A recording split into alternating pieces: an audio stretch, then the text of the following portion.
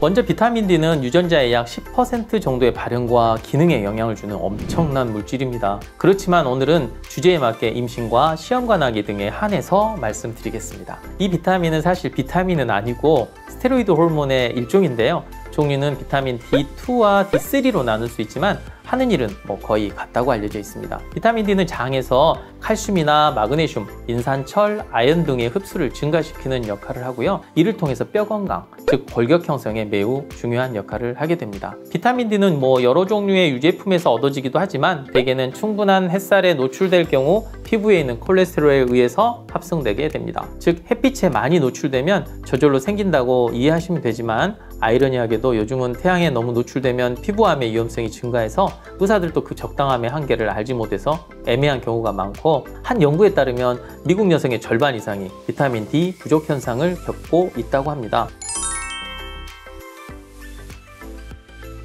비타민 D에 대한 수용체는 몸의 각 장기에 퍼져 있고 자궁이나 난소, 태반에도 존재합니다. 비타민 D 레벨이 낮으면 전자간증, 임신성 당뇨, 자궁 내 태아 발육 지연, 뇌당능 장애 등이 발생할 수 있는데, 그 이유는 비타민 D가 여성 생식기 수용체에 결합하게 되면 여성 호르몬인 에스트라디올의 합성을 촉진하고 착상력을 높일 수 있기 때문입니다. 실제로 비타민 D는 착상과 관련된 여러 유전자의 발현을 조절한다고 알려져 있기도 합니다. 또 이 비타민이 부족하면 자궁 근육이 약해져서 15나노그램/ml 미만으로 감소 시 제왕절개 수술의 위험성이 매우 증가하게 된다는 점도 문제가 되겠습니다. 또한 태아 측에서 발생할 수 있는 질환을 살펴보면 태아 역시 골격 발달 장애가 발생할 수 있고요. 저체중으로 태어날 가능성이 높아집니다. 그리고 지태연령 18주경, 즉 임신 중반기의 엄마의 비타민 D가 낮을 경우 태아의 폐 발달에 장애가 발생할 수 있고, 태어난 아가의 면역력이 저하돼서 천식 등의 질환이 초래될 가능성이 높다는 그런 보고도 있습니다.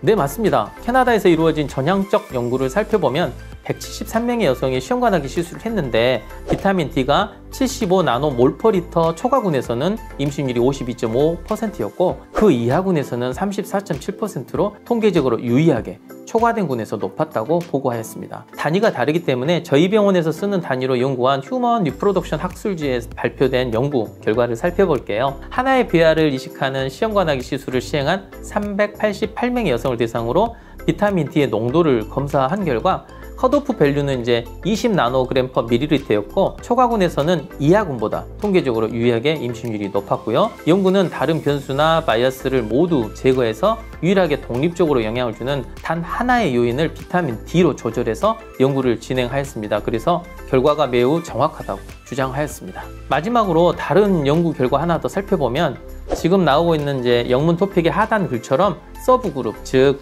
20나노그램/ml 초과군이 임신율이 그 이하군보다 좋다면 혹은 더 좋으려면 어느 정도 혈중 레벨을 유지하면 되는지를 봤더니 30나노그램/ml 초과군이 가장 임신율이 좋았다고 발표했습니다.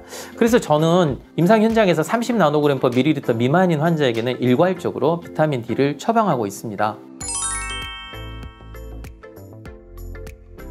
일단 임신한 분들은 400단위, 즉 10마이크로그램 정도 복용하면 되고 뼈 건강과 근육 기능의 최적화를 위해서는 600IU 정도 복용하시면 됩니다. 전자간증 등의 위험성이 있다면 800IU 정도 복용이 권장되고 피부에 색소 침착, 거의 햇볕을 보지 않거나 비만이 다소 심할 때는 1000IU를 하루 한 번 복용하시는 것이 좋겠습니다. 참고로 비만인 분들의 경우 비타민 D가 지용성이라서 지방 조직에 흡수돼서 실제 혈중 농도를 유지해서 효과를 내지 못하기 때문에 그래서 양을 늘려서 복용하는 것이라 생각하시면 되겠습니다. 임신 중 비타민 D는 정기간 내내 계속 복용하고 수유기간 내에도 하루 약 400IU 정도 복용하기를 권장드립니다. 저 같은 경우 고위험군이 아니신 분들은 25주까지 복용하고 멈추게 하고 있습니다. 이 비타민 자체가 식품으로 섭취해도 섭취량이 미미하거나 적고 햇빛은 일주일에 2~3번 정도 약한 화상을 입을 정도로 돌아다니면서 일광욕을 해야 하는데 이게 대리만무하고 오히려 탈까봐 선크림 바르는 상황이라서 거의 모든 사람이 부족하다고 해도 과언이 아니기 때문에 그중 특히 태아 건강까지 신경 써야 하는 인부들에겐 꼭 복용하기를 권하는 것이고, 난임병원의 경우 임신율이나 분만율의 상승이 확연히 관찰되는 연구 논문이 많아서 임신 시도를 하는 분들에게도 반드시 필요한 비타민이라 생각하고 처방하고 있습니다.